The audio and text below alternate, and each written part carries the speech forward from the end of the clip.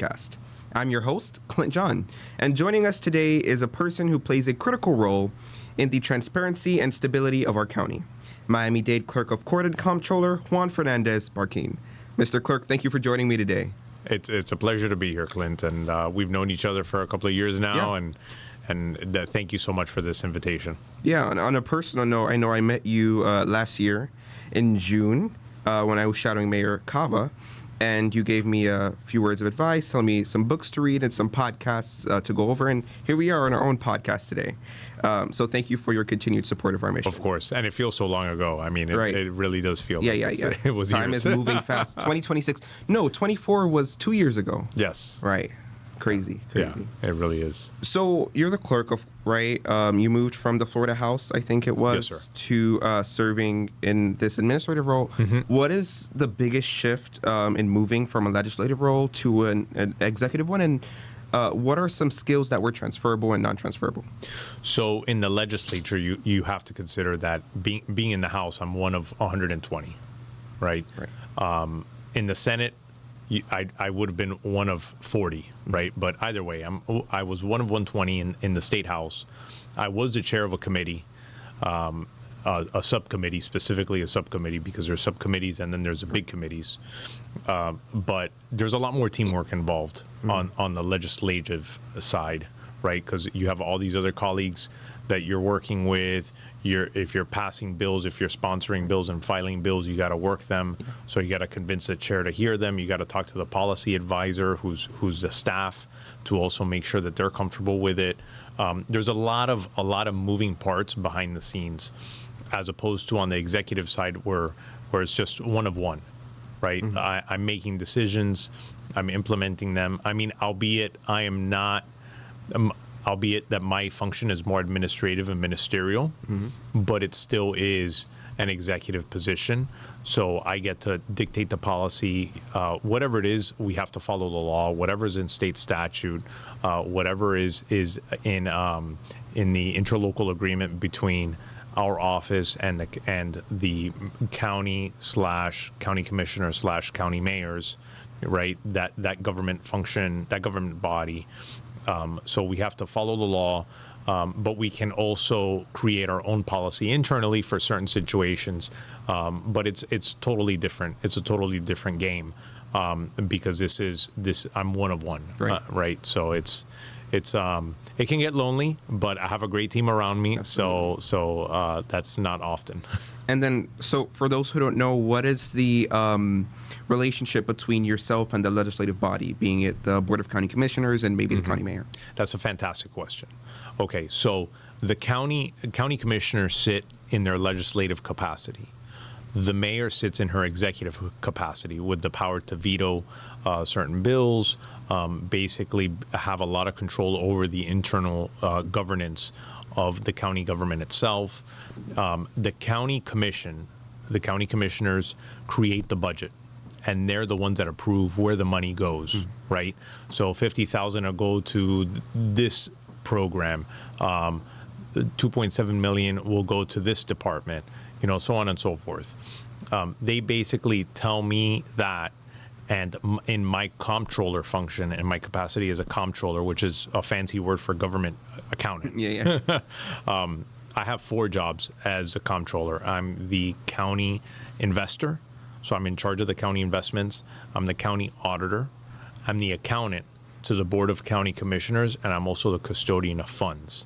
So in my capacity as custodian of funds / accountant for the Board of County Commissioners, I basically make sure that the money goes wherever that they approved, right? I cut the checks, basically, and I verify that it goes to the correct locations.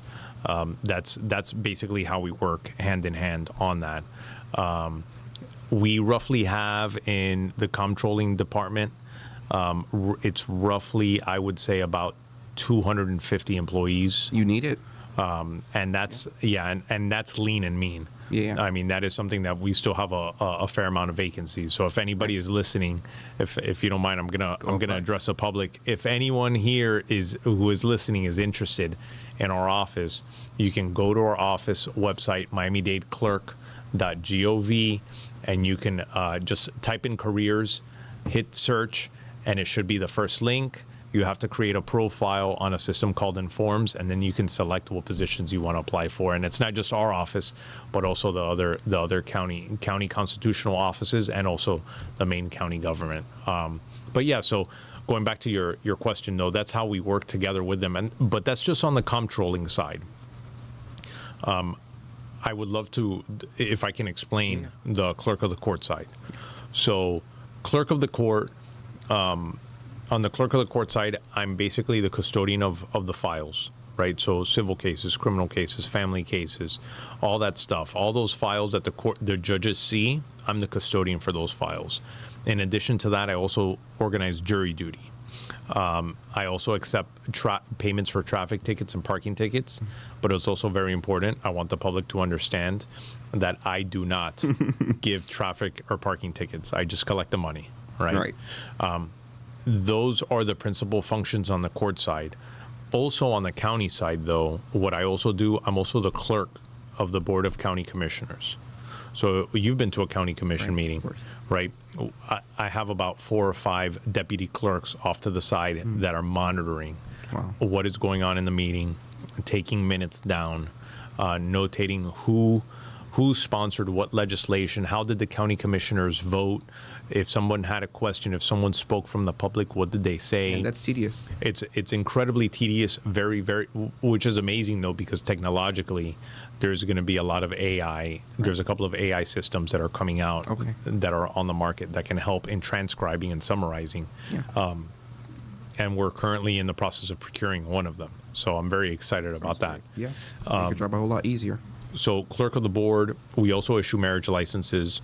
We're also in charge of the value adjustment board. We administer the value adjustment board. So if any listeners appeal their property taxes, they do so through our office, and we coordinate the hearing with the hearing officer that's appointed by the value adjustment board in order for them to reassess the property value. And we're also the county recorder. So we record deeds, mortgages, judgments, which also, if I can just mention to the public that if any of you want to register for our property fraud alert system, it's a totally free system. You just go to our website. If you hit home and records, there should be a link for property fraud alert. You click on that, you scroll down, and it will take you on a step-by-step basis on how to sign up for it. It's incredibly easy. It'll take you less than 2 minutes. And if any deed is filed on the property that you register with us, we will send you an email and or text notification within 24 hours. So you can take the appropriate steps. Because this fraud is ridiculous, Clint. Excited that I'm 14 because that went over my head just now. We'll talk about it afterwards. I'll explain it to you. Yeah. Speaking of technology, which you mentioned, when you came in, what were some of the pressing issues you wanted to address as it concerns systems? Just as time continues to progress, we know that AI is becoming something that's available to our disposal, and of course, transparency and accessibility is something that's super important in government. So what were some steps that you took to make your office a little bit more transparent, accessible, and kind of digitalized and innovative?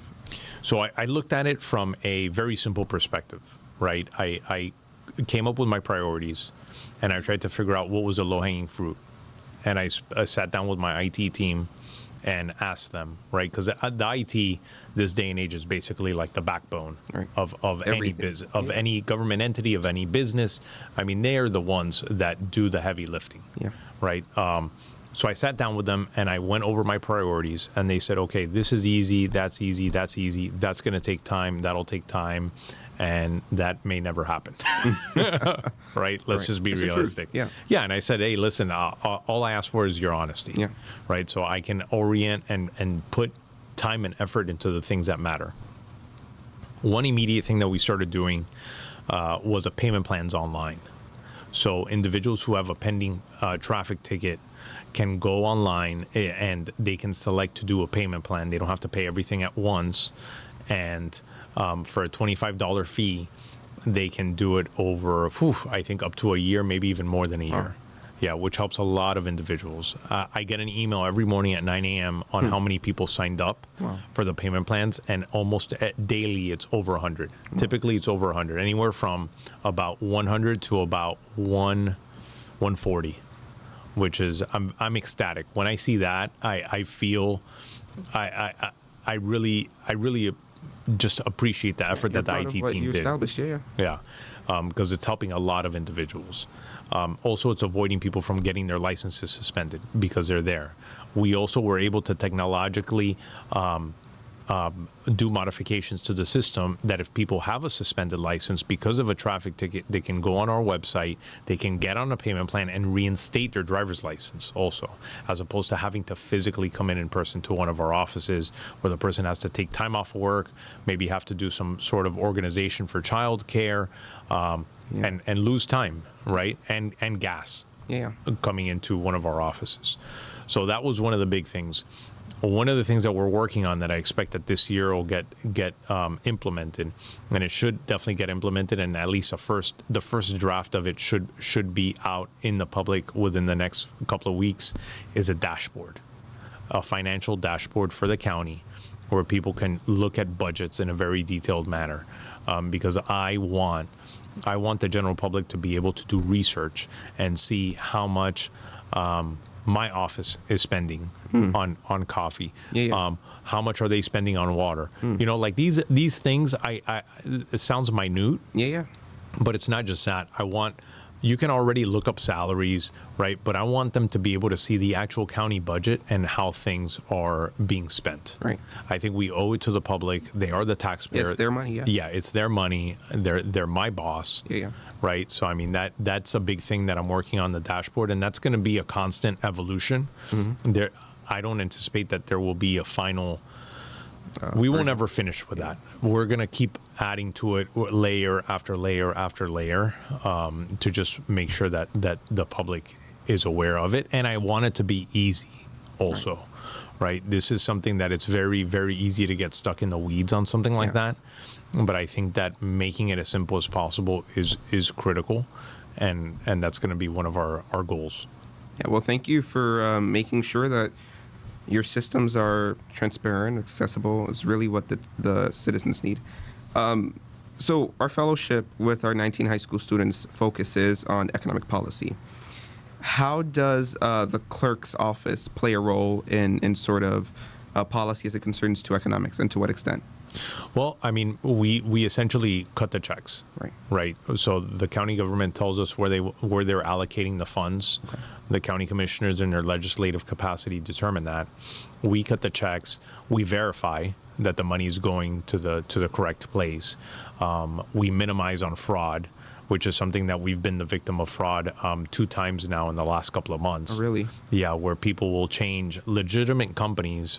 Well, first it starts with, there was a hack, from my understanding, of a municipality's emails. They were able to determine, these hackers were able to determine that Miami-Dade County was supposed to pay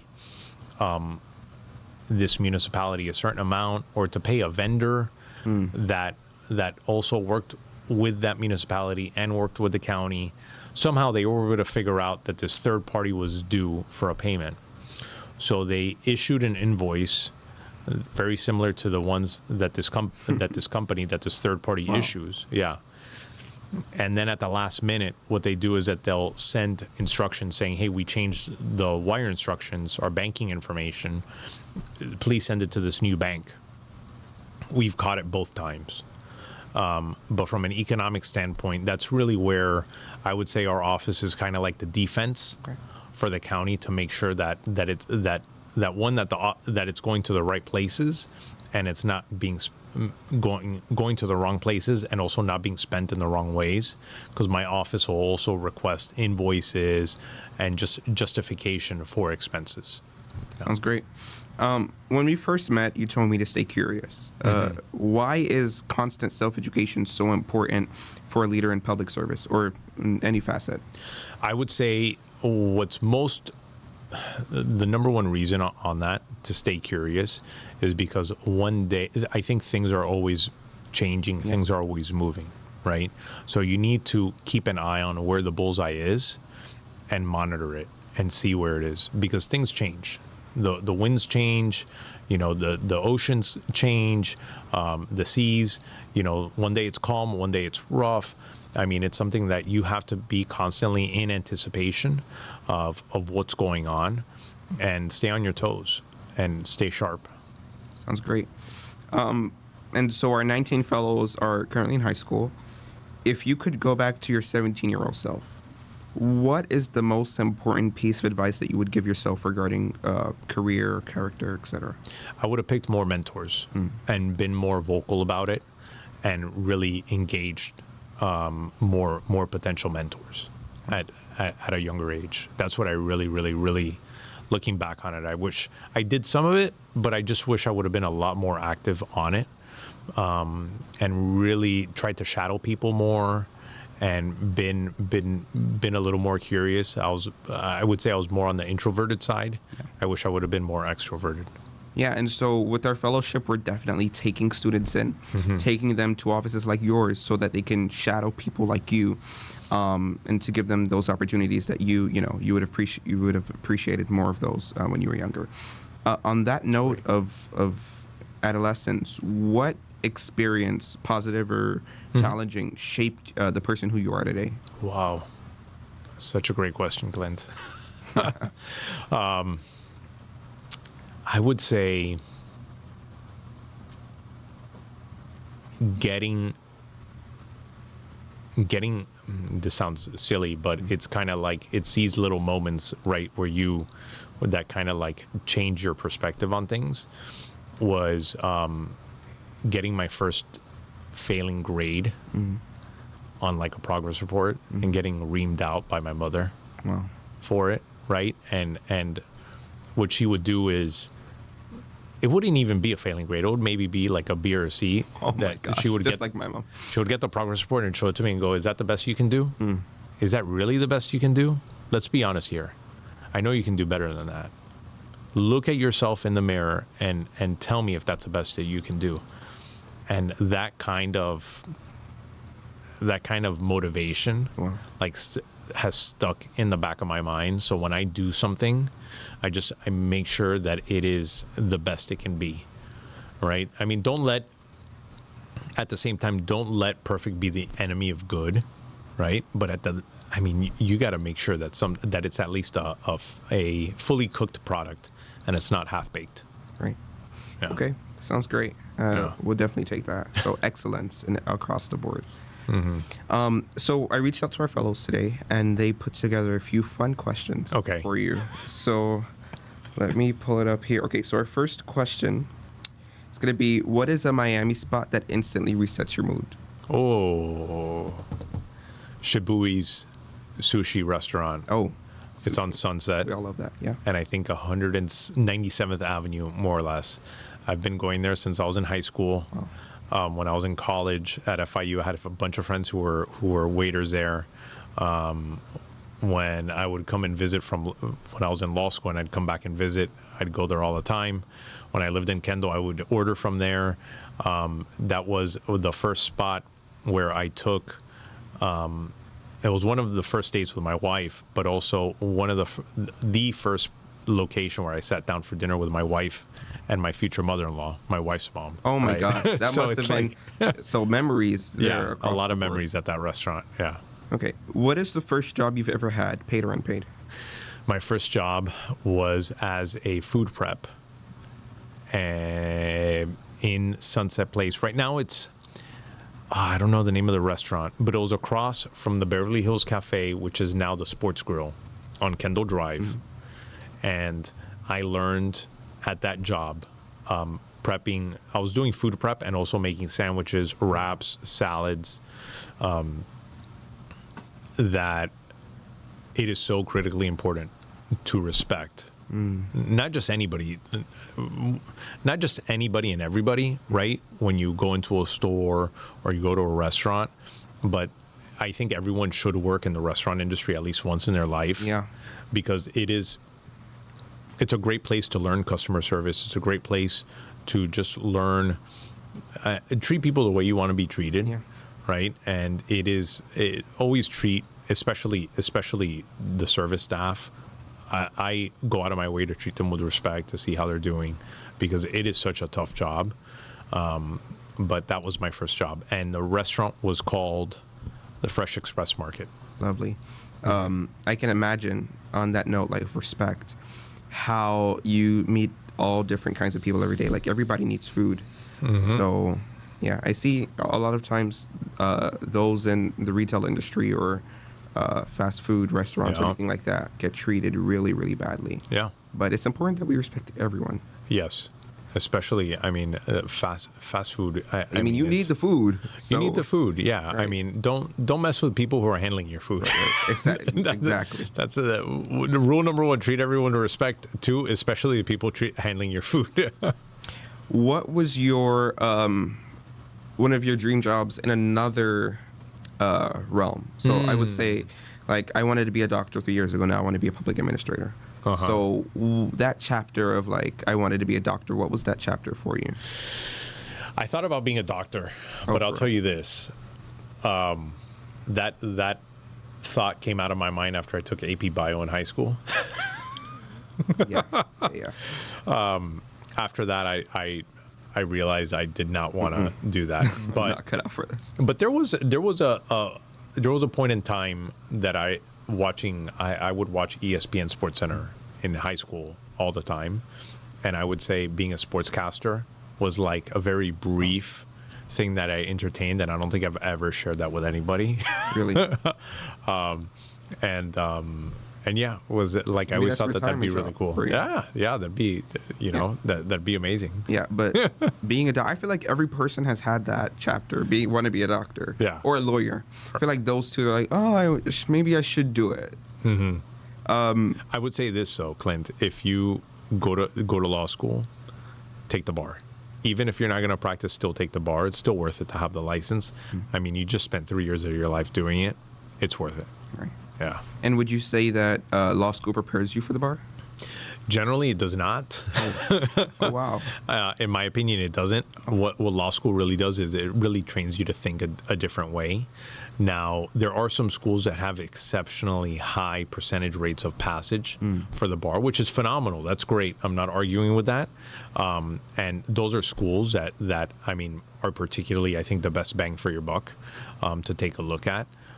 If you're looking to stay in Florida, to take the Florida bar, the best bang for your buck would be to take a look at those schools, because they will change the way you think, but also at least prepare you for the bar, which traditionally law schools just concentrate on changing the way you think and consider the bar like a second priority. I see. In my personal opinion. Wow. The next one was, are you a morning person or a night thinker? My wife would say I'm a morning person, but but I do feel like I can do some heavy lifting. I could do what I call the heavy lifting either early in the morning before things get busy, or later in the afternoon when the phones stop ringing. But I would say generally morning, because by the afternoon I already want to try and wind down, and I like being able to wake up early in the morning, get things done. But not just that, there's something about like looking outside and knowing that the sun is not out that I feel like I'm getting a jump, right, and getting ahead. Yeah, and getting a head start. Yeah. And so the other persons in your household, are morning people? Like, how does that work? No, my wife is not a morning person. Wow. Yeah, but we agree. I mean, we wake up more or less at the same time, and we try and go to sleep at the same time. So I mean, she's adjusted, and I've adjusted her schedule, so we found a nice medium. Sounds great. I'll get you one last one. Let me see. If Miami-Dade disappeared for a week and you had to go somewhere else, where are you going? Oof. Can I go to West Palm Beach? West Palm Beach? Yeah. Why? I started practicing there. I lived there from 2008 to 2013. Oh, wow. Yeah, and I started as an assistant public defender there at the Palm Beach County Public Defender's Office. and I still kind of consider it my second home, even though it's changed a lot of construction. The downtown area has totally changed, but I still recognize a lot of it.